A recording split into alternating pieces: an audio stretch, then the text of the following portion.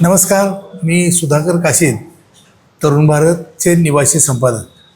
आता आपल्यासमोर ही जी व्यक्ती बसली आहे त्या व्यक्तीची मी ओळख आपल्याला एका वेगळ्या जाणीवेनं करून देत आहे. साधारण एखादी दुर्घटना घडली तर आपण काय करतो, 100 नंबर झटकन आपल्याला लक्षात येतो. कुठं आग लागली तर काय होतं, 101 नंबर अग्निशामक दलाचा आहे तो आपल्याला त्याला आपण फोन करून बोलवायचा प्रयत्न करतो. जसे हे 2 नंबर एखाद्या आपत्तीच्या वेळी आठवतात तसं आपल्या कोल्हापूरकरांना या 2 नंबर बरोबरच एक नाव त्यांना आठवतं लगेच, ते म्हणजे दिनकर कांबळे. मग हे नाव का आठवतं तर यांना जीवरक्षक म्हणून पदवी आहे. आत्तापर्यंत त्यांनी नदीत बुडालेले, कड्यावरून कोसळलेले किंवा अतिशय छिन्न विच्छिन्न अवस्थेत अपघातात जे डेड बॉडीज असतात ते काढायचं काम दिनकर गेली 12 ते 13 वर्ष करतो. त्यामुळंच कोणतीही आपत्ती झाली तर जसं अग्निशामक दल आठवतं, तसे पोलीस आठवतात, तसे आपला हा दिनकर कांबळे सर्वांना आठवतं. तर याच दिनकर कांबळेचं सगळं जे काही ही वाटचाल आहे किंवा त्याचा अंतरंग, त्याच्या कामाच्या स्वरूपाचं काय आहे हे आपल्याला कळावं आणि दिनकरच्याच तोंडून कळावं म्हणून आज हा मुलाखतीचा एक आमचा प्रयत्न आहे. तर दिनकर, मी तुम्हाला एकेरी हाक मारू शकतो का, तर तेवढं आपलं नातं आहे म्हणून मी. Okay sir. तर या ह्याच्यात म्हणजे साधारण प्रेत बघितले की माणसं अशी ई करतात, औ करतात आणि तिकडं नजर टाळतात किंवा त्याच्या जवळ जायचंही टाळतात. पण तुमच्या ह्या साऱ्या वाटचालीत बहुतेक 90% सगळे प्रसंग असेच आलेले आहेत. तर तुम्ही पाण्यात बुडालेली प्रेतं तुम्हाला दिसावं, त्याचा अंदाज यावा म्हणून तुम्ही तुमच्या पद्धतीनं काय काय करता. नमस्कार सर.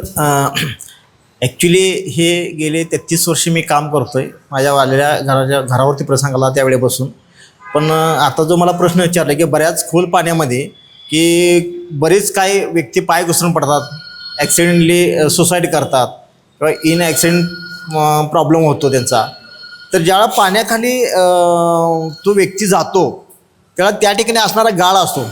तर त्या व्यक्तीचं जर वेट असेल तर त्या वेटमुळं ती बॉडी गाळात रुतली जाते. पण काही शरीराचा भाग हा वरती राहतो. उदाहरण हाताचा भाग वरती राहिला त्याची नील्स म्हणजे नखं हे ओपन राहतात. आता माझ्याकडे वेल इक्विपमेंट स्कुबा डायव्हिंगचं आहे. साधारणतः मी यातला इंटरनॅशनल क्वालिफाय आहे. माझं रेस्क्यू डायव्हरचा कोर्स झाला आहे. म्हणजे 120 फूट मी लायसन होल्डर डायव्हर आहे. ठीक आहे. मी माझ्या अनुभवानुसार मी 150 फूट जातो. पण आमच्याकडे जे इन्स्ट्रुमेंट आहे त्या इन्स्ट्रुमेंटची जी बॅटरी आहे ना, ती बॅटरी जर पाण्यात मारली तर ही नील्स आहेत, जी नखं आहेत तीच चकचकतात आणि त्यामुळे ती गाळा जरी बॉडी असेल तर यायला सोपं जातं, आयडेंटिफाय होते. पण हे आता आलं पण म्हणजे अलीकडच्या काळातलं आहे. तर त्याच्या आधी पंचगंगा नदी, त्याचा जे 5 घाट आहे त्या 5 घाटापैकी एखाद्या घाटावर कोणतरी बाहेरचा पर्यटक असेल, आंघोळीसाठी आलेला असेल, धुणं धुवायला आलेली बाई असेल किंवा संतापाच्या भरात एखादी व्यक्तीनं जीव दिला असेल तर तो तुम्ही, मी सांगतोय अमुक अमुक ठिकाणी तिनं जीव दिला, तर तिथंच सापडतं का काही तुम्हाला आत आणतं, पाण्यात काय काय करावं लागतं? ॲक्च्युली कसं आहे, समजा प्रॉपर जर लोकेशन सांगितली की ह्या ठिकाणी तो पडलाय, तर पडल्यानंतर जो पाण्यात खाली जातो ना त्यावेळेला तो धडपडत असतो. आणि धडपडत असताना काय होतं की मग ती बॉडी खाली बॉटमला जमिनीवर टेकली की धडपडत असताना तो साईडला पाण्याचा फ्लो असेल, कुठल्याही बाजूला जाऊ शकतो पाण्याचा फ्लो असेल तर त्या फ्लोला समजा जर बॉडी जर एका कुशीव झाली आणि जर कल्टी मारली तर ती रोल बॉडी साधारण तिथून 20 ते 25 फूट पुढे जाऊ शकते. त्या टप्प्यात म्हणजे 1 तासा 2 तासाच्या टप्प्यात एवढे 25-30 फूट इकडे तिकडे जाऊ शकते. आणि पाणी वाहतं असलं तर त्याच्याही पुढे जाऊ शकते असा विषय. तुम्हाला अशा परिस्थितीत तो मृतदेह पाण्यात बुडालेला हे सापडायची शक्यता अधिक कुठं असते आणि मिळतच नाही अशी काय परिस्थिती असते? ॲक्च्युली कसं आहे की समजा ते ठिकाण आम्हाला सांगितले की ह्या ठिकाणी बाबा तो व्यक्ती किंवा ती स्त्री इथं पडली आहे, तर त्या ठिकाणी आम्ही बॉटमला ज्याला जातो, मी खाली जमिनीवर जातो तळाला गेल्यानंतर त्यांनी जे ठिकाण सांगितले त्या ठिकाणी काय होतं की टोटल बॉडी ही न्यूट्रल केली जाते. पाणी जर फ्लो असेल तर मग ती माझी ही बॉडी ती पुढे ढकलतं. मग त्या डायरेक्शन जाऊन मग पुढं बॉडी पुढं दिशा दाखवली पाण्यानं की मग आपण पाय मारायचे आणि त्या डायरेक्शन जायचं, मग ती बॉडी सापडते. बरोबर. हे टेक्निक्स आहे त्यातलं. म्हणजे हे आम्ही तुम्हाला कुठंपर्यंत बघतो, तुम्ही पंचगंगेच्या एखाद्या घाटावर आला, आम्ही तुम्हाला सांगितलं इथं अमुक ठिकाणी हे गेली, तिथून पुढं तुम्ही त्या घाटावर जाता आणि आत तुमची डुबकी मारता. पण तुमचं आत काय चालू असतंय, तुम्ही येईपर्यंत, पाण्यात डुबकी मारेपर्यंत आम्ही सर्वजण तुम्हाला बघत असतो. तुम्हाला पाण्यातलं काय काय दिसत असतं? ॲक्च्युली आता कसं, आता ह्याच्या अगोदर जे होतं तर ह्याच्या अगोदर माझ्याकडे इन्स्ट्रुमेंट नव्हतं, त्यावेळेला काय दिसत नव्हतं. डायरेक्ट फक्त डोळे ओपन ठेवूनच आपण अंदाजावरच काम करत होतो. हां. एखादा मोठा मासा आला तर दिसायचा. आता इन्स्ट्रुमेंट असल्यामुळं आणि टॉर्च वगैरे जास्त असल्यामुळं पाण्यात सगळे जलचर प्राणी त्याच्यामध्ये दिसतात. हां. मग ते सोपं झालं सोपं आहे झालं. ॲक्च्युली. पण पूर्वी जे काम करत होतो मी ते पूर्ण रिस्क होते, बरोबर. पूर्ण रिस्क होती. त्यामुळं काय होतं की बऱ्यापैकी आतले जे पाण्यातील जलचर साप असतील किंवा तुमचे मासे असतील किंवा अन्य मगरीचे काय बच्चे असतील, काही इन केस ते आपल्याला कासव असतील, बऱ्याच वेळा काय होतं, बॉडी जर समजा पडली आणि समजा बॉडी दुसऱ्या दिवशी मला फोन आला की काल पडलाय सापडणं, आम्ही प्रयत्न केले, तर त्या बॉडीला ॲक्च्युली जलचर प्राणी असं वरवडत असतात. बरोबर. मग त्या ठिकाणी जाऊन त्याला पकडणं हे पॉसिबल नसतं, कारण अंदाजावर जाऊन धरावं लागतं. त्यावेळेला बऱ्याच वेळा काय झालं, मला खेकड्याने सुद्धा बाईट केले, बऱ्याच ठिकाणी मला तसे इंजुरी झालेले आहेत. ते अंदाजेच काम करत होतं याच्याबद्दल. तुम्ही आत्तापर्यंत या सगळ्या तुमच्या या वेगळ्या कामात किती मृतदेह पाण्यात पडलेले, नुसतं पाण्यात पडलेले नव्हे, पाण्यात पडलेले, अपघातात दरीत कोसळलेले, कुठेतरी अशा अवघड जागी कोणी आत्महत्या कोणीतरी केलेली असते, की अशी सगळे मिळून एक किती तुमची? साधारणतः माझ्या वयाच्या 14 वर्षापासून मी जे करत आलो, तर किमान 4,500-5,500 हजारच्या आसपास हा आकडा गेलेला आहे. कारण एका दिवसात मला 10 4-4 5-5 कॉल येतात डेड बॉडीचे हां. काढायचे. आता साधारण एक विशाळगडचा प्रसंग सांगतो. विशाळगडला जी गाडी पलटी झाली ती 2009ला, त्या बलोरो गाडीत 11 लोक होते. त्यातला जिवंत दीपक पाटील नावाचा मुलगा होता. आणि किती खाली खोल ती कोसळली होती? साधारणतः 1800-2000 फूटच्या अंदाज ते खोल आहे. हां. तर त्यामध्ये कसं होतं की तो पहिला दीपक पाटीलला बाहेर काढण्यात आम्हाला यश आलं आणि त्यातल्या ज्या डेड बॉडीज होत्या 10 डेड बॉडीज, त्या आम्ही 4 दिवस काढवतो. मग ते कसं काय, त्यात प्रसंग असा होता की त्या डेड बॉडी ज्या आहेत त्या 4 दिवस पडल्यामुळं दुसऱ्या दिवशी काय झालं, आमचं ऑपरेशन थांबलं. बरेच काय ग्रुप्स आले होते पुणे जिल्ह्यातनं पण. मग त्यामध्ये आम्ही दुपारनंतर चालू केले, त्यात एकच डेड बॉडीज कव्हर झाली. आणि मग तिसऱ्या दिवशी परत चालू केलं. तिसऱ्या दिवशी चालू केल्यानंतर बॉड्या सगळ्या ताटल्या होत्या, म्हणून बॉड्या त्या पोत्यात भरून आणणं आम्हाला वर ट्रान्सपोर्टिंग करणं फार महत्त्वाचं होतं. तर त्यासाठी कसं होतं, बॉडी ती गोणीत बसत नव्हती, त्यामुळं ती बॉडी त्या मुलाची ओढायची. डोकं एकाही मुलाला नव्हतं, वरनं पडल्यामुळे सगळ्यांची हेड इंजुरी म्हणजे कवट्या फुटल्या होत्या. तर ते ताटलेली बॉडी होती ना, ते अक्षरशः अशी ओढायची, दगडावर दगड ठेवायची, दगडावर पाय ठेवा, दुसऱ्या दगडानं ब्रेक करायची आणि मग ते मूव करायचे, त्याला मोडून भरायचं. असे 7 पोत्यात भरायचे त्या. आणि मग ते पोतं आम्ही घेऊन यायचो. विशाळगडला बॉडी काढायला जसं इकडं पाण्यात उतरता तसं दरीत उतरावं लागलं तुम्हाला दोरानं? हो. म्हणजे दोरीच्या साह्यानं खाली उतरावं लागलं? हां, रोपच्या साह्यानं आम्हाला तिथं विशाळगडला उतरावं लागलं. रोपच्या साह्यानं उतरावं लागलं त्या ठिकाणी. म्हणजे ते आयुष्यातलं फार मोठं माझं ते चॅलेंज काम होतं. कारण एवढं मोठं धुकं, पाऊस आणि भर पावसात सुद्धा पाणी प्याय नव्हतं आम्हाला रेस्क्यू करताना. वरून धबधबा पडतोय पण हातात बॉडी, पाणी प्यायचं कसं? बरोबर. त्याला माझा DMS बूट मी घालवतो. DMS माझा कायम बूट असतो. तर त्या बुटानं मी असं टाच मारायचो आणि जिथं त्या ह्याच्यात पाणी जेवढं साठल तेवढं पाणी मी तोंडानं पित होतो. कारण हातातलं जे आहे डेड बॉडीज किंवा जिवंत मुलगा तो सोडणं तसं पॉसिबल नव्हतं. रोप पण होतं, रोपवर अँकरिंग होतं, तसं वरती आम्हाला कम्युनिकेशन करायला लागत होतं. मग मला असं आठवतं की तुम्ही जिल्हाधिकारी कार्यालयामार्फत जे काही आपत्ती सेवा पथक असतं, जे महापुराच्या काळात अधिक ॲक्टिव्ह होतं, एरवीही ते ॲक्टिव्ह असतंच, तर अशी सरकारी कामं म्हणजे सरकारच्या सहकार्य करण्यासाठी अशा आपत्तीच्या काळात तुम्ही काय काय करता? कोल्हापूरला महापुराचा तसं धोका साधारण 2005 नंतर तुम्ही पाहिलेलंच आहे. तर तुम्ही कशा पद्धतीची मदत सरकारला एक समाजसेवक अशा याने केली? ॲक्च्युली 2005च्या महापुरापासून खरं तर मला निसर्गानंच प्रसिद्धीच्या झोकात आणलं म्हणायची काय हरकत नाही आहे. कारण त्याच्या अगोदर मी ह्या प्रसिद्धीच्या झोकात नव्हतो. 2005ला जो महापूर आला तर चिखलीमध्ये मी उलट्या पाण्याप्रवाहामध्ये 5 लोकांना रात्रीचं ओढत नेऊन वाचवलीत. आणि मला सांगावा असा आनंद वाटतो की पहिलीच माझी बातमी तरुण भारतला लागली, त्यानंतर सकाळला लागली, बरोबर, लोकमतला लागली. तर त्यावेळेला पत्रकार शाजी पाटील होते, ते मूळ त्या गावचेच होते. त्यांनी त्यांच्या डोळ्याने पाहिलं की मी त्या पोहत ओढत उलट्या पाण्यात नेऊ शकत नव्हतो. असं त्या लोकांच्या पैसा लागल्या होत्या तिथल्या. येऊ कोण शाणा आणतो, येऊ शकत नव्हती, धार आहे पाण्याची. पण मी माझ्याकडं तेवढं स्टॅमिना, माझं रोजचं वर्कआउट फिजिकल आणि माझी आत्मशक्ती एवढी बळकट आहे की समोरच्या माणसाला भले काय होते त्याला वाचल्याशिवाय सोडत नाही. मी तर तुमचं हे पुरातलं काम बघितलं. पंचगंगा नदीतनं तुम्ही काढत असलेले मृतदेह पाहिले, तरीत कोसळलेले मृतदेह बाहेर काढताना पाहिले. पण मी तुम्हाला रुईकर कॉलनीत एक नागरी वस्तीत बिबट्या आला होता आणि त्या बिबट्याला पकडण्यासाठी जी तुमची धावपळ चालली होती ते म्हणजे तुम्हाला कशाची भीतीच वाटत नाही की एक तुम्हाला देवानं देणगीच दिलेली आहे. देणगी ॲक्च्युली कसं आहे, मला फोन जेव्हा येतो ना तर ऑटोमॅटिकली माझी बॉडी चार्ज होती. मलाही माहित नाही, मी त्याच्या की आता आपण पुढं कुठंतरी जायचं आहे. हा बाबा आपल्या नात्यातच म्हणजे हे काम करताना माझी भावना काय की जी घटना घडली ती माझ्या रक्ताच्या नात्यातल्या माणसाच्या आहे. त्यामध्ये कुठला जात धर्म वर्ण भेद गरीब श्रीमंत असं का नाही. त्यामुळे फोन आला की ती भावना माझ्या घरातच घडली ही असते. त्यामुळे मला त्या केलेल्या कामाचा वास किंवा घाण किंवा असं काय कधीच वाटत नाही. त्यामुळं रुईकर कॉलनीचा जो बिबट्या आला होता ना तो एवढा पकडण्याला की सोपा होता. त्यावेळेला आपण प्रथमदर्शनी आपणही तिथं रिपोर्टिंगसाठी होताच. पण काय होतं लोकांनी म्हणजे लोक डिस्कवरला बघतात तसं लोक नातवांना घेऊन खांद्यावर तिथं आली होती दाखवायला की तो बिबट्या कसा आहे बघा. तो ऍक्च्युली वाईल्ड मधला प्राणी आहे, चुकून आलाय तर त्या प्राण्याला कसं हँडल केला पाहिजे. तो नॉर्मल होता, तो फार सेन्सिटिव्ह होता.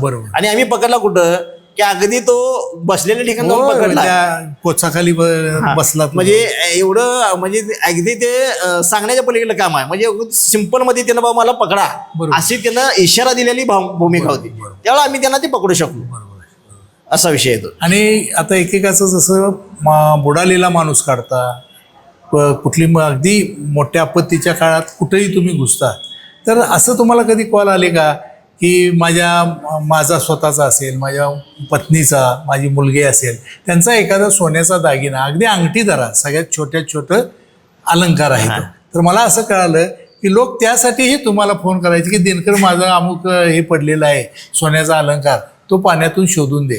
तर तो कसा तुम्ही धुंडाळत होता आणि त्याचा शोध लागत होता आणि त्याचं प्रमाण कसं, म्हणजे सगळे सापडतील अलंकार असं नव्हे पण ते प्रमाण कसं होतं. ॲक्च्युली मला जसं कळतंय तसं लोकांनी काय केलं की अरे हा बुडून लोक काढतो म्हणजे फोन करून बघायला काय हरकत आहे. काही लोकांनी ट्रायल म्हणून सुद्धा मला बोलवलं असणार आहे आणि त्या ठिकाणी ती मला वस्तू मिळून आल्या. कारण गोल्ड जर सोनं पडलं असेल, सोनं एक विशेष म्हणजे एक त्याची गंमत सांगतो मला. जर अंगठी तुमची पडली किंवा सोन्याची चेन पडली एक अर्ध्या 1 तोळ्याची, पाण्यात पडताना चेन गोळा होऊन पडते आणि ती जर समजा रिफ्लेक्टर झाली तर मासा तिला गळू शकतो. बरोबर. अंगठी आणि बारीक चेन असेल तर ती गळू शकतो. आता सध्या फॅशन घेऊ शकतो. बरोबर. आता फॅशन कशी आहे की मोठ्या चेन ब्रॉड घालतात, लॉकेट असतं, त्यामुळे मासा गळू शकत नाही, ती जाऊन पडते. पण ते सन टेम्परेचर ज्यावेळेला कॉन्स्टंट असतं म्हणजे सूर्य 12च्या दरम्यान आला आणि तुम्ही त्या पाण्यात उतरला तर 100% तुम्ही त्या बॉटमला गेला की तुम्हाला ते रिफ्लेक्ट करतं. बरोबर. आणि ते कॅच करू शकतो आपण.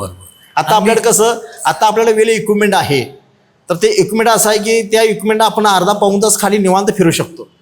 म्हणजे पूर्वी कसं ऑक्सिजनच्या डायव्हिंग सेटमुळं पूर्वी कसं श्वास भरायचा आणि खाली जायचं, म्हणजे पूर्वीचं ब्रेथिंग कंडिशन. तेच तुम्हाला आता पुढचा माझा प्रश्न आहे की ठीक आहे आता उपकरण आलेत, मागच्या महिन्यापासून आले असे समजू, पण मागच्या महिन्यापूर्वी तुम्हाला असं जर पाहिलं तर तुम्हाला श्वास रोखण्याचा सराव करावा लागत असेल, योगा करावे लागत असेल 100%. आणि तुम्ही किती क्षण म्हणजे मिनिटात मी बोलतोय असं नाही, किती सेकंद किंवा पहिला मिनिट असेल किती तो कसा श्वास किती धरू शकता. ऍक्च्युली जनरल जर पब्लिक बघितलं किंवा जनरल माणसांचं जर बघितलं तर 48 सेकंद ते 50 सेकंद मध्ये रेग्युलर माणूस थांबू शकतो. म्हणजे श्वास रोखू शकतो तेवढा.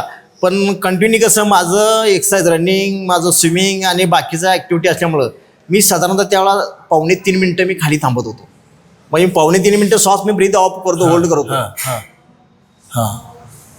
ब्रीथ होल्ड केला की त्यात सिस्टीम पण आहे, लंग्समधली हवा तुम्हाला पोटात भरता आली पाहिजे, पोटातली हवा लंग्समध्ये घरता आली पाहिजे, हे ट्रान्सफॉर्मेशन करता आलं पाहिजे, तर तुम्ही जास्त वेळ थांबू शकताय. हा सगळा खेळ आहे तुमच्या लंग्सवर आहे. त्यामुळं लंग्स जेवढी तुमची पॉवरफुल असेल तेवढं तुम्ही अंडर वॉटर तुम्ही थांबू शकताय. आणि पण तो सरावाचा भाग आहे, सरावाचा भाग नाही, सरावाचा भाग आहे. तर तुम्हाला लोक अगदी किंवा शासन किंवा सगळेजण जीव रक्षक म्हणून ओळखतात. आता तुम्ही सगळे सांगितले ते सगळे मृतदेह बाहेर काढले, तर बुडत होते, काही क्षणात त्यांचा मृत्यू होणार होता. अशा घटनात तुम्ही ते जीवरक्षक या तुमच्या पदाला साजेसं अशी कोणती कामगिरी केली की ज्यात या इतक्या माणसांचे प्राण जाता जाता वाचले. साधारणतः मला वाटते 2600 ते 2700 लोकांना आपण वाचवलेलं आहे महापुरामधनं वगैरे. की महापुरामध्ये बऱ्याच घरात रात्रीत पाणी शिरलं आणि मग सगळा आरडाओरडा, मग करायचं काय. तर अशा लोकांना त्यांच्या घरातल्या ज्या घागरी आहेत, घागरी, तर ह्या घागरींचा आधारानं तिथंच त्यांचं फ्लोटिंग डिव्हाइस करून त्यांना म्हणजे जिथं पाणी आलेलं नाही त्या ठिकाणी चिखलीतली काही लोक स्थलांतर बरोबर. केली हो. हळदीत सुद्धा आमच्याकडे पाणी येतं बऱ्यापैकी म्हणजे बऱ्याच ठिकाणी अशी आणि लोक इतर गावकरी त्यावेळी मदत करतात. तुम्हाला सांगतो शॉ मिलमध्ये असंच एक बिल्डिंग कोलॅप झाली पाऊन मान्सूनच्या ह्याच्यातच. तर ते बिल्डिंगमध्ये भिंतीखाली त्या एका मुलग्याचा पाय अडकला होता. सगळ्या यंत्रणा का म्हणून फायर ब्रिगेड वगैरे लीड करत सगळे होते, पण त्यावेळेला मला वाटतं चीफ फायर ऑफिसर चिली साहेब होते. चिली साहेब म्हणले की दिनकर जरा तुम्ही पुढे विषय लीड करा म्हणलेत, कारण हे फार अवघड आहे, हे जरा जर चूक झाली सगळी भिंत अंगावर येणार आहे. मग त्यांनी मला सांगितलं, मी तो विषय लीड केला आणि ज्या फाडी त्याच्यावर पाया येऊन थांबली होती त्याच्या खाली एवढा मोठा दगड होता. तो दगड जर हलवला तर अख्खी भिंत येणार होती. आणि नुकतंच मी कोर्स करून आलो. मी जो आता कोर्स सांगितला की मी पॅडी रेस्क्यू ड्रायव्हरला कोर्स केला, त्याच्यामध्ये मला फर्स्ट एड संदर्भात चांगलं इंटरनॅशनल ट्रेनिंग दिलं, कारण इंटरनॅशनल कोर्स होता तो. मी त्या लोकांना म्हणजे कवाळे साहेब वगैरे होते त्यावेळेला मला वाटतं कवाळे साहेब म्हणलेत की शिवाजी कवाळे साहेब म्हणलेत की त्याला पाणी वगैरे द्या. तर मी सगळ्यांना विनंती केली की जोपर्यंत मी त्याला घेऊन बाहेर डॉक्टरांच्या ताब्यात देत नाही तर तुम्ही काय देऊ नका, कारण मला माहित नाही डोक्यात काय पडलंय विडलंय. असं तो धोका पुढचा थांबवून तो जो दगड आहे तो आहे त्या परिस्थितीत ठेवून खाली जेवढ्या खड्ड्यात तो अडकला, माझे ते फोटो इमेज आहेत, तर तेवढा खड्डा मी परत जमिनीखाली मारून त्याची सगळी माती मी स्वतःला काढून घेतली होती. आणि मी माझ्या पायावर सगळी माती ओढून घेतली होती, तिच्या बाकीच्या पाडावर माती ओढून घेतली होती. याच्या पाठीमागची भूमिका अशी होती, चुकून जर समजा प्रेशर आलं तर ते मातीनं कमी पडेल प्रेशर. त्यातून त्या मुलाला मला वाचवण्यात यश आलं. आता तो बॉडी बिल्डर कोच आहे. तोच मुलगा. हां. आणि ओंकार पाटील नावाचा चिखल्याचा एक मुलगा आहे, न्यू कॉलेजला होता तो, 8वीचा विद्यार्थी होता, 8वी 9वीचा विद्यार्थी. पूर्व परिस्थितीमध्ये घरातनं बाहेर तो आला, त्यांच्या गच्चीत आला आणि शेवाळ्याला गच्ची होती, पाय घसरून पडला, हेड इंजुरी झाली. डॉक्टरने त्यांना सांगितले की बाबा डोक्याला लागलंय आणि ह्याला इमिजिएटली न्यायला पाहिजे. ही रात्रीची मला वाटते साधारणतः 9:30 गोष्ट होती. मग मला फोन आला असाच आहे. मग मी चिखलीला पोहत गेलो, इथनं आंबेवाडीतनं पोहत गेलो आणि पोहत गेल्यानंतर डोक्याला मोबाईल बांधला आणि तो पोहत जाऊन त्या मुलग्याला इनरवर घेतला आणि इनरवर घेऊन मग त्याला आणून सिव्हिल हॉस्पिटलला ॲडमिट केला. मग त्याचे पुढचे उपचार सुरू मग ते नातेवाईकांनी खाजगीत नेला त्याला. तो त्यात वाचला. तो न्यू कॉलेजचा व्हॉलीबॉल प्लेअर, त्याने नॅशनल लेवलचं मेडल मिळवलं त्यात. अशी खूप खूप ठिकाणी घटना आहेत. म्हणजे या कामासाठी तुम्हाला ते कोल्हापूरचे म्हणून तुम्हाला सगळेजण हक्कानं बोलवतात की आपला हे दिनकर आहे. तसं राज्यात कुठं कुठं काही कामासाठी किंवा अशा आव्हानं पेलण्यासाठी तुम्ही गेला? बऱ्यापैकी मध्यंतरी एक गोव्याचं मला काम आलं. गोव्याला काय झालं होतं, गोव्याला एक सीटचं काम करत असताना मागचं त्याचं इम्पिरियल ते खाली पडलं होतं, कटवून, शाफ्ट कटवून. आणि ते इम्पिरियल रिकवर करण्यासाठी एक डायव्हर गेलता. तर साधारणतः ते 120 फुटाच्या 115 ते 120 फूट अंदाजे असेल. आणि मग त्यानं काय केलं, मोठं इम्पिरियल होतं, त्याला फ्लोटिंग बॅग लावल्या. त्या फ्लोटिंग बॅग लावल्या, ती चार्ज केल्या आणि तो तिथनं अप झाल्यानंतर तो साईडला आला आणि एवढ्यात बॅग डिस्चार्ज झाली. एक बॅग डिस्चार्ज झाली, मग ते परत सगळं त्याच्या पायावरती आलं आणि पाय आल्यावर तो तिथंच अडकून पडला. जवळ बॅग सिलेंडर सपोर्ट होता तर पण तो जिवंत होता. त्यानंतर त्याचा रिस्पॉन्स काय नाही आला. मग मला त्यावेळेला बोलून घेतलं होतं तिथं.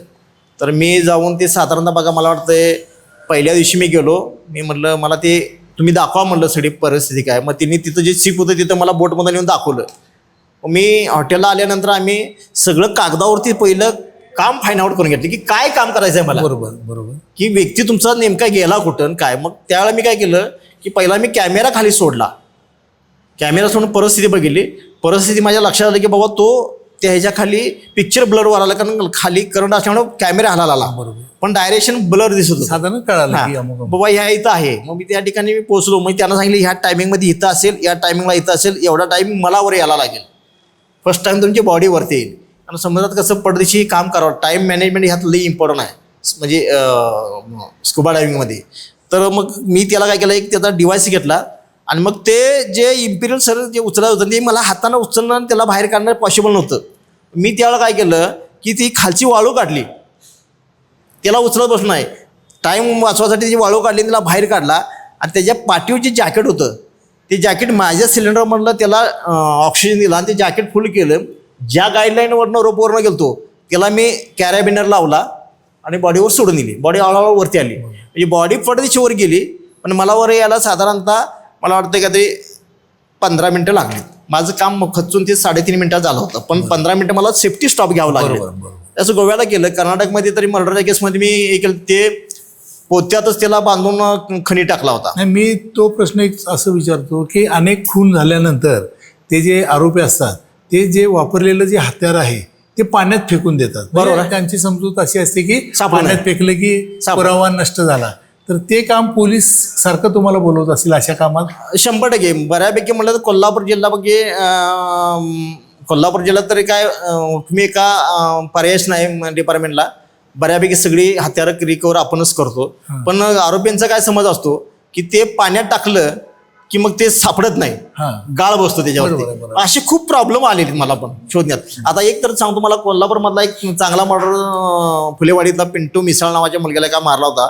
तर त्याची हत्यारे इथं जे जयंतीनं आले त्या, म्हणजे आपला जसा जयंतीनं आला आहे तसा उत्तरेश्वर पेठेतनं एक ओढा येतो नदीत. मयूर तीर्थ म्हणाले. हा, तर त्यामध्ये सगळा महिला असतो, म्हणजे महिलाच वाहून येतो. तर त्या महिल्यामध्ये ते हत्यार टाकले होते, तलवार आणि छोटा गुप्ती होती.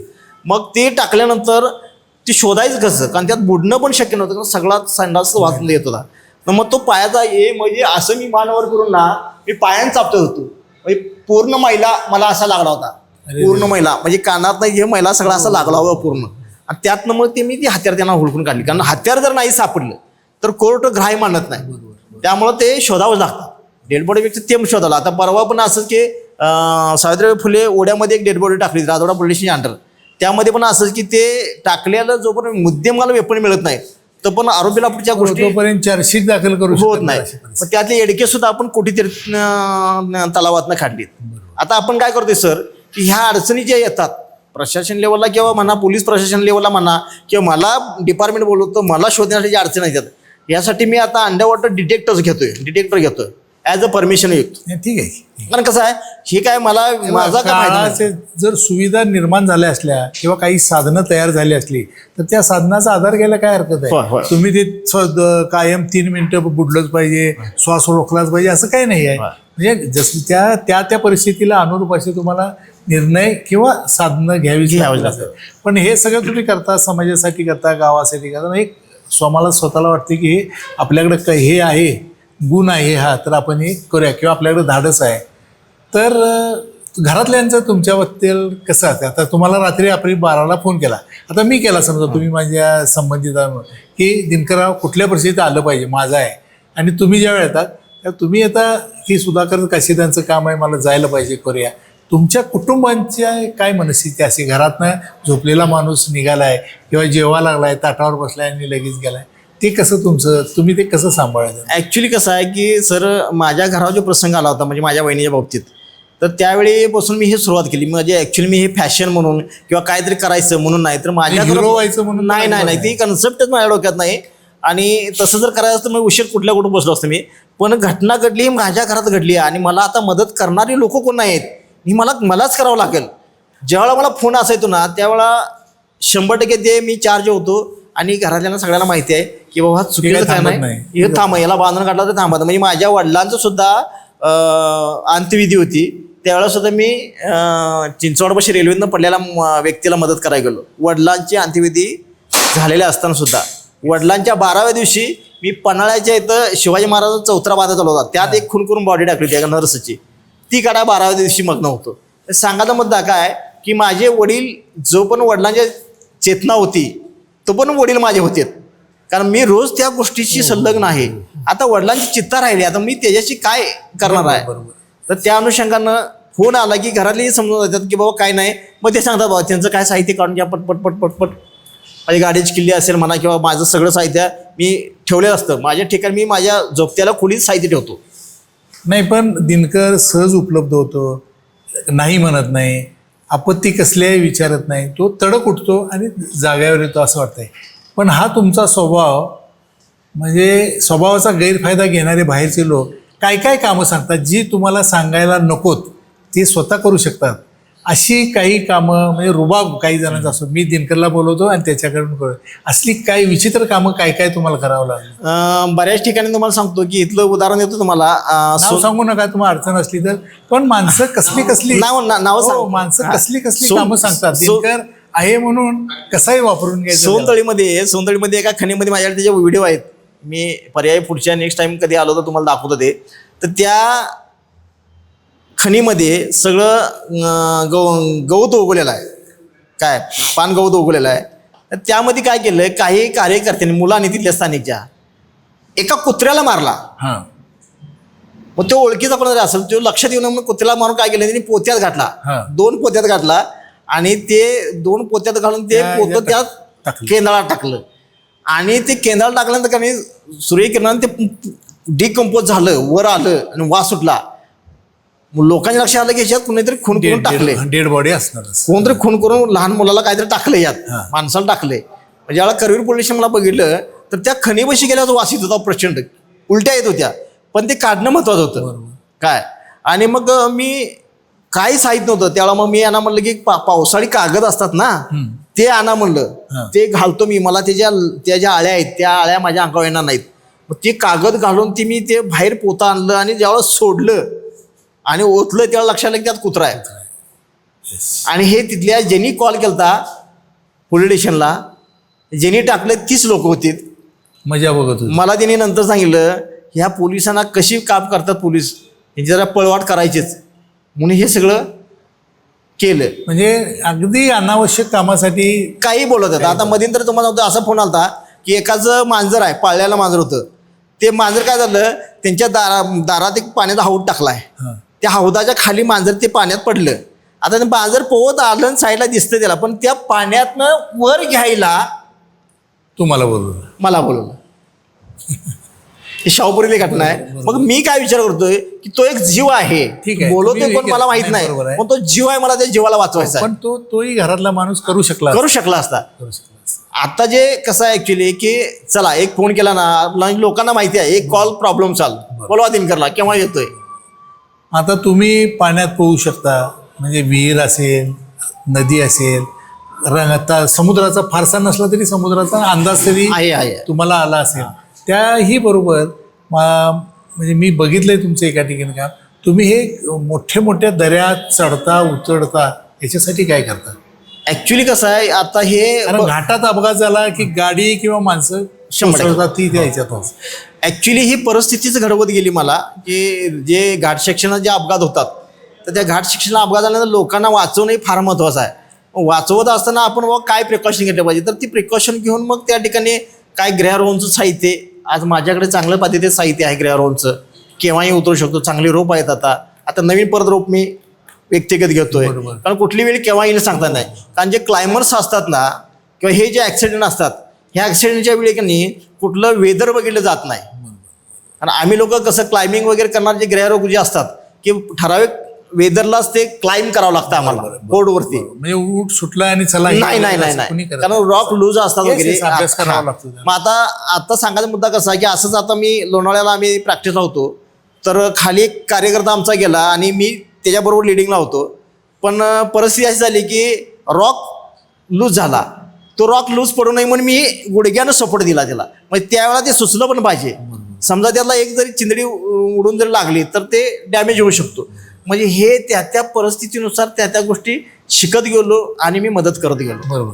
किंवा एखादी छोटी गोष्ट असेल ती मोठी करून गोंधळ निर्माण करायचा, आणि प्रत्यक्षात तुम्ही कुत्र्याचं उदाहरण सांगितलं जातं. मग आताचं तुमचं रुटीन काय राहतं? तुम्ही कसा व्यायाम कसा करता? तुम्ही तुमचं मनोधैर्य खचू नये म्हणून काय योगातले हे करता? आता ॲक्च्युली सकाळी माझं रनिंग असतं, स्विमिंग असतं, प्राणायाम मी करतो, ब्रीथ कंट्रोल करतो बऱ्याच वेळा. त्यानंतर आहारावरती फार कंट्रोल आहे. आहार कसा आहे, आता साधारणतः माझं वयवर्ष 50 आहे. लोकांना वाटत नाही की बाबा 50 वर्षाचा आहे. नाही, आणि वयाचाही तो परिणाम एक येत असतो, हळूहळू आपल्या अवयवावर त्याचा परिणाम होतो. 100% होतो, 100%. आता तुम्ही सहज सूर माराल, खाली जाल यार, पण समजा 60-65 वय झालंय की त्याला काही मर्यादा येते. 100%. त्यामुळे तुम्ही आधुनिक उपकरणही तुमच्या सोयीसाठी आता ते आपण परचेस करतोय. त्या हिशोबानं म्हणजे जरी शारीरिक जर आपलं ताकद कमी पडली तर इन्स्ट्रुमेंटच्या माध्यमातून आपण तिथं गाईडलाईन करून ते काम करू शकतो. अशा पद्धतीनं म्हणजे आता वेल इक्विपमेंट आपण परचेस पण करणार आहे काही, असं आहे. आणि ह्या गडबडीच्या किंवा या आपत्तीच्या काळात दिनकर कांबळेचं जरूर नाव पहिलं तोंडात येतं. पोलीस बोलवा, ठीक आहे, अग्निशामक दल बोलवा, ठीक आहे, दिनकरला बोलवा, दिनकर येतो, त्याचं काम. ही घटना घडल्यानंतरची तुमचा लोकांचा ज्याला तुम्ही मदत केलेली आहे त्यांचं रिलेशन म्हणजे 100% वाईट असतात असं नव्हे, पण काय अनुभव येतात? ओळखी काय होतं ॲक्च्युली सर म्हणजे मला नाही, आणि ते तुम्हाला त्याची अपेक्षाही नाही की नाही बाबा नाही असं काही. पण त्यातला एक गाभा सांगतो तुम्हाला. ज्यावेळेला घटना घडते ना, फोन मला आला कुणाचा येऊन दे, फक्त एकच गोल असतो माझ्यात की माझ्या घरात ते झाले, माझी वहिनीच आहे. हे प्रत्येक जेंट्स असून दे लेडीज असून दे, मी त्यात प्रत्येक डेड बॉडीमध्ये माझी वहिनी बघतोय. तेच काय माझ्या आमच्या घरातलं असतं तर कोण असं त्यामुळं त्यात असं काही नाही. पण काय होतंय, बऱ्याच ठिकाणी लोक बोलवतात हां. आणि मग हे दिनकरवाला मी फोन करून घेतला हो. हां, हो रुबाब. त्यामुळे ते मग त्यामध्ये असतात काही ठीक आहे, कार्य. फोन केला असला हां. मीच जरा मी हां. तुम्हाला फोन केला, काय- तुम्ही आला आणि मी जर आमच्या पेटेत आमच्या गल्लीत रुबाब मारायला लागलो, माझ्यामुळे दिनकर आला आणि हे करायला लागलो. बऱ्यापैकी काही पक्षांची नावं सांगितली जातात की मी ह्या पक्षाचा नाही बोलतोय, तालुका अध्यक्ष जिल्हा अध्यक्ष बोलतोय, अमुक बोलतोय, तुम्ही या. मग मी जातो, मी त्याला म्हणते बाबा तुझं काय काम आहे सांग, हां. मला पद सांगू नको, मला तुला मदत करायची. बरोबर आहे, तुम्ही कुठल्या पक्षाचा आहे हे मला काय सांगायची त्याच्याशी देणं गरज नाही, मला तुझं काम सांग, मी ते येऊन करतो. बरोबर आहे, बरोबर. मग ते अशी काय करतात माणसं, ते बोलवतात.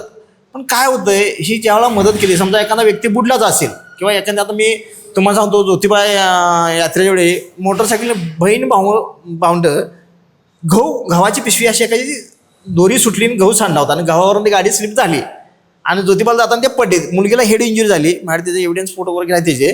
तर ते रक्त वगैरे आलं, लोक पाणी पाजले. मी त्यांना म्हटलं पाणी पाजू नका. काही लोक ओळखते म्हणले दिनकर दादा आले पण तुम्ही काय करू नका. तर त्या मुलग्याला काय म्हणलं, तुझी बहीण आहे ना, नक्की बहीण आहे का तुझी? म्हणलं होय. म्हणला माझी बहीण आहे. म्हणला एक काम कर बाळ, म्हणलं तुम्ही सांगतोय असं पाठ्यामध्ये हात घालून तिला उभा कर, बसव म्हणलं. नेमकं मला ब्लड कुठं येते बघायचं, पण तिथे इथं डोक्याला मेजर इंजुरी होती.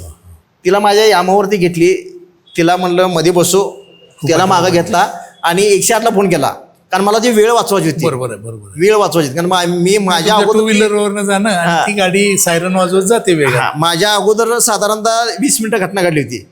मग 108 मला आंबेवाडीत भेटली. ॲक्च्युली सोनतडीच्या इथं तो अपघात झाला होता. लगेच 108मध्ये ट्रान्सफर केली मुलगीला, त्या इथं CPRला आणली.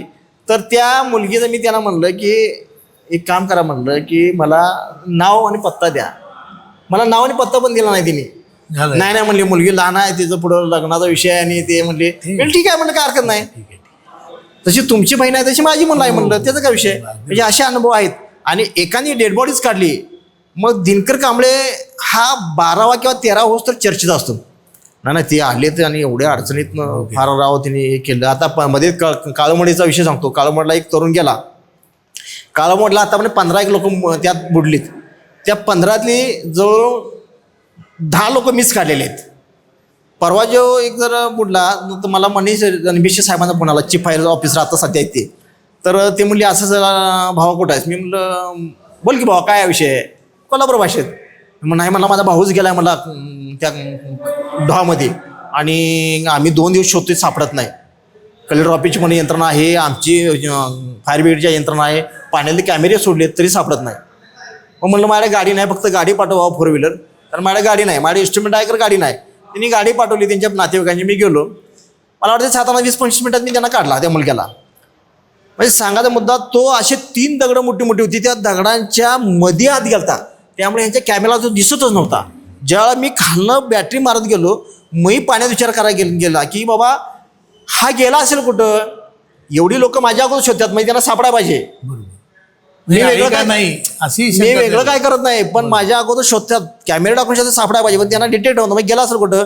सुरुवातीला एक बॉडी काढली होती ना, ती बॉडी दगडाच्या खाली गेली होती, ती मला क्लिक झालं. आणि मग मी दगड चापचत गेल्यानंतर माझ्या लक्षात आलं की तो दगडात त्याचा पाय असा पांढरा पडला होता, तळवा बॅटरी मारल्या दिसलं. मग मी गेलो तिथं बघितलं तर लक्षात आलं की बाबा ही बॉडी आहे. ओढायचा प्रयत्न केला पण ते ओढून येईना, अडकाला जाताना तो असा गेलता आणि हात असं झाल्यामुळं दगडाला लागला. मग मी पलीकडल्या बाजूनं परत गेलो, अपोजिट बाजूनं, आणि त्याच्या डोक्यावरची आत जाऊन डोकं ढकलाय बघितलं तर माझं सिलेंडर तटाला आलं. मग आता काय करायचं, तर मी अख्खं इन्स्ट्रुमेंट माझं सोडून तिथं अँकरिंग केलं एका दगडाला. नुसता तोंडात माझ्या तो पाईप धरला रेग्युलेटर, आणि आत जाऊन ते जे 2 हात पुढे होते ते हात फोल्ड करून पोटापाशी ठेवलेत आणि डोक्यावरती पाय देऊन त्याला जर्क मारला फिन्स काढून. परत इन्स्ट्रुमेंट घातले मी आणि परत येऊन त्याला वरती घेतला. मग ही चर्चा असते किती 12वा 13वा दिवस तर उसं दिनकर जिवंत हो. नंतर आणि मला त्याचा आनंद आहे. ठीक आहे, ठीक आहे. मला आनंद आहे, कारण हे असं चालणार आहे, नैसर्गिक आहे. नैसर्गिक आहे. आता तुम्ही तुमचा सगळा हा प्रवास सांगितला बरोबर. आता काय आता तुम्ही मगाचपासून मी ऐकतोय की बॅटरीचा प्रकाश टाकला. म्हणजे पाण्यात अशा आधुनिक बॅटऱ्या किंवा त्या ह्याच्या काय काय निघालेल्या आहेत त्या साधनं. आता ऍक्च्युली पाण्यामध्ये पाण्यातलीच बॅटरी आता गृहीत धरा, हो. किती फूट जाऊ शकते, कसा आता माझ्याकडे जी बॅटरी आहे ती साधारणतः 40,000ची बॅटरी आहे. मी पाण्यात जर बॅटरी मारली तर मला 17-18 फुटावर दिसतं. होय ना. अगदी क्लिअर दिसतं, क्लिअर काय आहे म्हणजे काय काय सगळे मासे विषय कसे येतात, काय येतात सगळं क्लिअर. म्हणजे तुमचं डेला जर समजा सनलाईट असेल आणि जर बॅटरी खाली घेऊन गेलं तर तुमचा मुगवट जरी पडला असला तरी दिसतो. येस, कारण त्याचे प्राईसच्या मानानं त्याचं बरोबर आहे, बरोबर आहे. रिस्पॉन्स आहे, त्याला Yes, yes. रिस्पॉन्स आहे त्याचा तसा. आता आपण आधुनिक त्यातल्या टॉर्च घेणार आहे. आता आपण सर मी आता आव्हानच करतोय मी की अख्ख्या महाराष्ट्रामध्ये म्हणला तर अख्ख्या महाराष्ट्र कर्नाटकात शक्यतो नाईट डायव्हिंग करत नाहीत कोण. म्हणजे समजा एखादी ॲक्सिडेंटली केस झालीच आणि बाबा एखादी डेड बॉडीज आहे तर ते शक्यतो काढली जात नाही. बरोबर. तर आपल्याला अमावस्या पौर्णिमेला कधीही रात्री तुम्ही बोलवला की आपण ती बॉडी इमिजिएटली काढून देणार. त्यासाठी आपण आता इन्स्ट्रुमेंट परचेस करणार आहे. ठीक आहे, म्हणजे असं आहे. आधुनिक साधनांचा घेणार आहे मी आता, घेणार आहे. म्हणजे लोकांनी रात्रीचे 8 तास सुद्धा वेस्टेज घालवायचे नाही, बरोबर. प्रशासनानं बी घालवायचं नाही. अगदी बरोबर. ह्यातला हेतू एवढाच आहे की गव्हर्नमेंटला कमीत कमी वेळामध्ये मदत करून द्यायची जनतेला आणि गव्हर्नमेंटला. आणि आता या पावसाळ्यातलं आता झालेच ते प्रकार, धबधब्यावर गर्दी, म्हणजे तो परिसर अनोळखी असतो आपल्याला. पहिल्याच दिवशी मी राऊतवाला गेलो तर राऊतवाडीला गेलो तर काही कळणारच नाही का कुठनं जायचं, आणि मग दुर्घटना होते. तर हे लोकांनी काय खबरदारी घ्यावी. ॲक्च्युली वॉटरफॉलला जाताना धबधब्याच्या ठिकाणी जात असताना की ज्यांना धबधब्याचा खरंच आनंद घ्यायचा आहे, मी आव्हान करतो सगळ्या महाराष्ट्रातल्या किंवा पर्यटकांना, सगळ्या ट्रेकर्सना की ज्यांना धबधब्या ठिकाणी जाऊन एन्जॉय करायचं आहे त्यांनी मेमध्ये पहिले धबधब्याला जावावं. म्हणजे त्याची पार्श्वभूमी कळेल की धबधबा पाणी पडून कुठं मोठा खड्डा आहे, मला उभा राहायला चान्स किती आहे. मग त्यावेळेला मी जाणार त्यावेळेला पाण्याचं प्रेशर किती, पाणी किती प्रमाणात वाहतंय. आपल्या इथं मे पर्यंत वाहत असतात. हां, मग त्यामुळे कसं होतंय की आता तुमचा हे तर सांगतो मी, तोरसक्रवाडला एक ॲक्सिडेंट झाला. ते एक TV सिरियलचं मॉडेल आलं, त्याने जाहिरात केली तोरसक्रवाडीच्या धबधब्याची. आणि तिथं मग आपले काय सगळे हजारो तरुण सगळे बघा गेलेत. आणि त्यातले वरनं जो साधारणतः 100 ते 125 फुटावरून खाली पडतो आणि पडल्यानंतर पाणी रिव्हर्स करंट येतो, त्याचा रिव्हर्स करंट. आणि ते रिव्हर्स करंट आल्यानंतर काय होतं, मग रोटेट करणं तयार होतं, गोल फिरायला चालू करतं ते. आणि मग गोल फिरत फिरत त्यातनं मग कटआउट होऊन पाणी बाहेर पडतं. तर ते मुलगा काय झालं, त्या रोटेट करणमध्ये आला आणि त्या फोटोग्राफीच्या आणि एन्जॉयमेंटच्या त्याच्या लक्षात आलं की पाणी मला आत नेतंय. आणि बरोबर त्या फॉल खाली फॉलनं खाली दाबला. तो साधारणतः 65 फूट खाली गेला होता. तिथे एक झाडाची फांदी होती, त्या फांदीच्या खाली तो अडकला होता. खूप साऱ्या यंत्रणा कोल्हापूरमधल्या तिथे जाऊन त्यांनी शोधलं, सगळ्या टीम्स रेस्क्यूच्या गेल्यात, सगळे लोक सगळे प्रयत्न केले. अखेर प्रशांत नावाचा मुलगा आहे आपला व्हाईट आर्मीमध्ये, प्रशांत शेंडे म्हणून, त्यांना सांगितलं की दिनकर दादांना बोलवा, त्याशिवाय निघणार नाही. मला जेव्हा पाचारण केलं त्यावेळेला मी गेल्यानंतर मी फक्त विचारलं की बाबा हा बुडल्याला कोणी बघितलं मला फक्त सांगा, विटनेस माणूस दाखवा, मी तुम्हाला ते काढून देतो. साधारण मला वाटतं 7-7 मिनिटातच मी त्याला बाहेर काढला. पण त्यात गंमत अशी झाली होती की त्या पाण्याच्या प्रेशरनं माझ्या सिलेंडरवर जे पाणी पडलं ना, त्यामुळे माझे सगळे मणके सुजले होते. त्यामुळं पर्यटकांनी धबधब्या ठिकाणी जाताना त्या धबधब्यातील अनुभवी एखादा माझ्यासारखा माणूस किंवा अन्य कोण माणसं असतील समाजामध्ये त्यांचं त्यांनी गाईड घ्यावं. आणि फोटोग्राफी तुम्हाला येऊ शकतो, धोका टाळावाच ना. हो, 100% अगदी 100% धोका टळणंच महत्वाचं आहे. दुसऱ्या वर्षी पण तिथं बुद्रगडला तसा अपघात झाला, सेकंड वर्षी की सेल्फी काढताना तो एक ट्रॅक्टर ड्रायव्हर पडला होता. ते पण सेम परिस्थिती झाली. म्हणजे धबधब्यावर लोकांनीच काळजी घ्यावी. झाल्यावर बाहेर किती वेळात काढला आणि किती लागलं होतं याच्यापेक्षा न जाणं चांगलं. जिल्ह्याच्या सर्व भागात धबधबे वाहू लागलेले आहेत. पावसानं जरी उघडीप घेतली असली तरी ते जे याचं पाणी काय म्हणतात ते पाणी रिझर्व्ह वॉटर असतं ते येतच असतं आणि धबधबे वाहतच असतात. आणि अशा काळात अपघाताची शक्यता जास्त असते. आत्ताच अपघात 2-3 या जिल्ह्यात झालेले आहेत. या पार्श्वभूमीवर आज जीवरक्षक दिनकर कांबळे तरुण भारत कार्यालयात आले. त्यांनी घटना कशा घडतात त्याच्यामागची मानसिकता एवढंच नव्हे तर पाण्याचा अंतरंगही त्यांनी उलगडून दाखवण्याचा प्रयत्न केला. दैनिक तरुण भारतच्या वतीने आभार.